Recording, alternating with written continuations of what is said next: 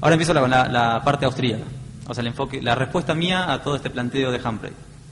El mayor crédito que observamos en la síntesis del trabajo de Humphrey presentada arriba es que nos muestra que es un error común asociar la tradición de Chicago con la creencia de que el dinero se inyecta en la economía del modo descrito por Friedman a través de su fábula del helicóptero. El aporte de Humphrey en este sentido es muy valioso, ya que logra ilustrar que el enfoque monetarista no es tan ingenuo como se suele presentar en la mayoría de los cursos de macroeconomía.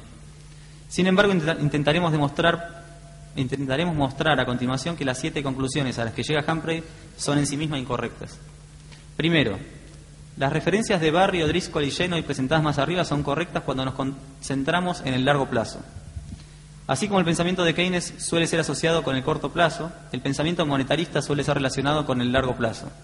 No significa esto que la Escuela de Chicago haya ignorado los efectos de toda política económica en el corto plazo, pero sí podemos afirmar que han otorgado mayor relevancia a los efectos de largo plazo.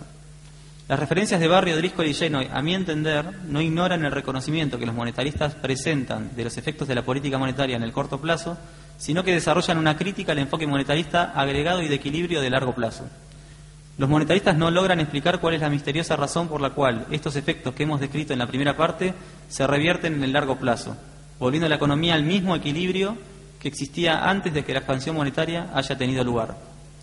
Es cierto que luego del proceso de expansión monetaria y crediticia y del auge económico y correctamente descrito por Fisher, se desarrolla un ajuste de mercado que revierte la tendencia a la baja de la tasa de interés y que las quiebras generalizadas que caracterizan a la fase de la depresión logran devolver a la economía a un nivel consistente con las realidades económicas subyacentes.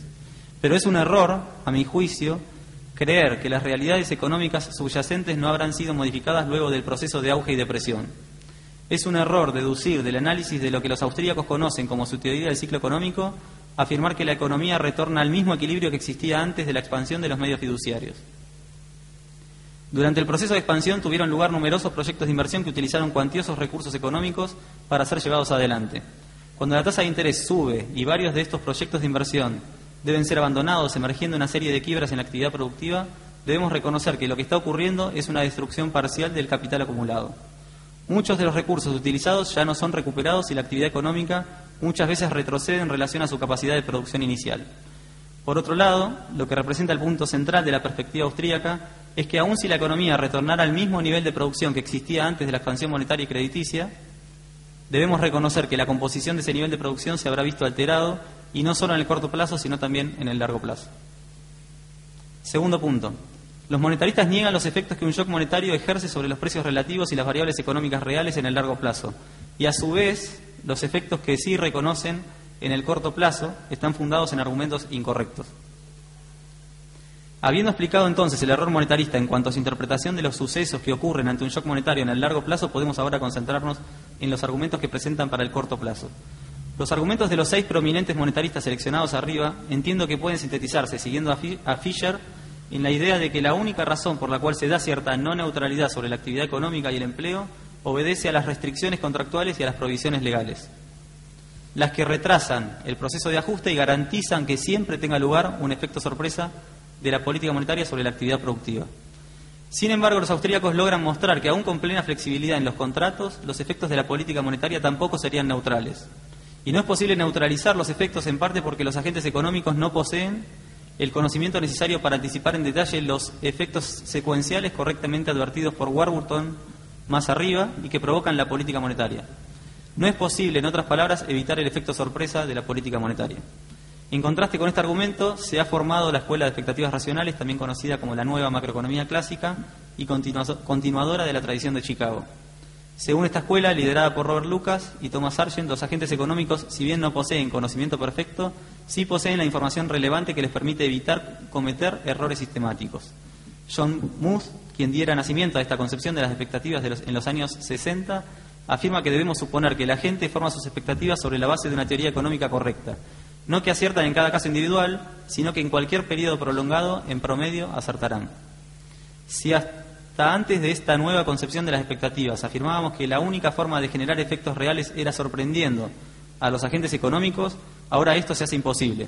Cualquier regla sistemática de política económica que intente reducir el desempleo será información tomada en cuenta y utilizada eficientemente por los agentes económicos, que al formar racionalmente sus expectativas ajustarán su comportamiento esterilizando la efectividad de la medida.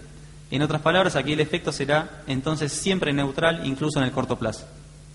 Estas investigaciones han generado una nueva reacción por parte de la tradición austríaca, señalando que esta nueva concepción también es falaz.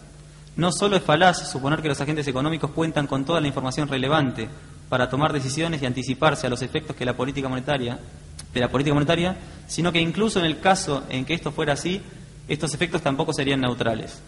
El mismo Gerald O'Driscoll, esta vez junto a Mario Rizzo, argumentan que aunque los empresarios entiendan la teoría a un nivel abstracto o macro, no pueden predecir los aspectos concretos y exactos del próximo ciclo de expansión y contracción. Es decir, no saben de qué manera los aspectos únicos de un episodio cíclico diferirán de los del último episodio o del ciclo normal. Carecen de la habilidad de hacer micropredicciones, aunque sean capaces de predecir la secuencia general de los eventos que van a suceder. Estos empresarios no tienen razón alguna para renunciar a los beneficios temporales que pueden obtenerse de un episodio inflacionario. Sintetizando, la tradición austríaca muestra que si bien existe una coincidencia entre el enfoque austríaco y el monetarista en relación a la no neutralidad en el corto plazo, esta similitud obedece más a la casualidad que a la causalidad. Bueno, el trabajo después recorre el punto 3, 4, 5, 6 y 7, que es una respuesta a los otros puntos, pero me parece que es importante subrayar estos dos efectos, este punto 1 y 2 fundamentalmente, donde se intenta demostrar que los monetaristas, primero, no reconocen los efectos de la política monetaria en el largo plazo que sí reconocen los austríacos. El efecto es no neutral siempre para los austríacos. Eso respecto al largo plazo. Ahora, el intento de Humphrey es demostrar que en el corto plazo estos efectos sí se advierten por los monetaristas. Y lo que intento decir es que estos efectos que los monetaristas sí reconocen en el corto plazo, se reconocen pero por argumentos erróneos. Ellos supone que es por la rigidez de los contratos y por algunas leyes laborales. Pero lo que decíamos recién, aún con plena flexibilidad en el corto plazo, aún con plena flexibilidad en los contratos laborales, la política monetaria aún seguiría siendo no neutral también.